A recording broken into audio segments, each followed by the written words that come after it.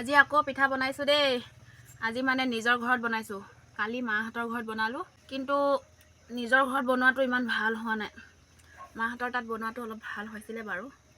আজি বনোৱাটো মানে একদম তেৰা বেকা হৈছে। পিঠা পুৰি পুৰি চাওক, এয়া একদম মানে দাগি হৈ গ'ল, দাগি একদম মানে নকওঁ আৰু, ইমান বেয়াকৈ পুৰিলে মানে ইয়াত মাংস পুৰিলে যেনেকৈ গোন্ধাই নহয়, এনেকৈ মানে গোন্ধ ওলাই গ'ল। ইমান মানে পুৰিছে গাইছ, ফাট দিয়া।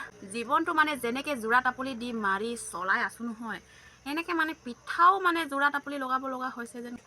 কি হ'ব এনেকৈ হ'লে? এবাৰ মানে ভাগ্য পৰীক্ষা।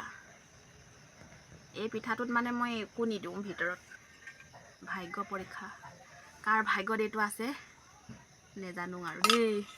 একো দিয়া নাই, এইটো একো দিয়া নাই। কাৰ ভাগ্যত পৰিব বাৰু পতা নেহি। কাৰ ভাগ্যত পৰিব তাৰ ভাগ্য ফুলিব। इमान बना लो दे। खाने को आ जाना गाइस। मैं बना रहा हूँ ये पिठा। देखो ये, देखो इसको क्या बोलते हैं, इसको फूसुंगा बोलते हैं। ऐसे कोटा है इसको इधर। फेसबुकत माने এটা ভিডিও পাইছিলোঁ দেই, এনেকৈ বনাই চাম মানে। সেই মানে কাপোৰ এখন লৈ পিনি এনেকৈ এনেকৈ মানে কৈ থাকে আৰু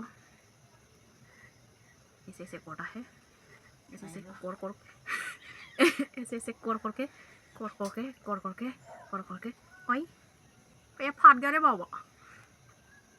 लोकर बुद्धि गु बुद्धि निजर बुद्धि इलोर कुटी ये फाट गया देखो। एकाने गाइस लोকক অনুসৰণ কৰি মানে কাম কৰিব নালাগে। ইয়া দেখিছে পৰিণতি। লোকক চাই মই বনালো, কিন্তু মোৰটো এনেকা পাতি গ'ল। এইটো এতিয়া মই খাব লাগিব আৰু মই খাই দিম দে।